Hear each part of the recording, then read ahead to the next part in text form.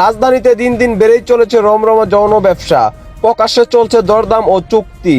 রাজধানীর বিভিন্ন এলাকায় ছড়িয়ে ছিটিয়ে রয়েছে অবৈধ এই যৌন ব্যবসার দালাল।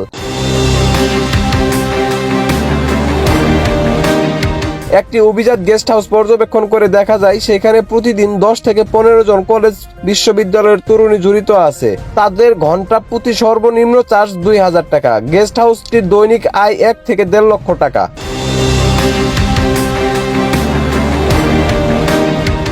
গেস্ট হাউসের ম্যানেজার বলেন, এতেও লাভ থাকে না। 15 থেকে 20 হাজার টাকা খেয়ে নেয় বিভিন্ন ব্যক্তি, সকলকে ম্যানেজ করতে হয়।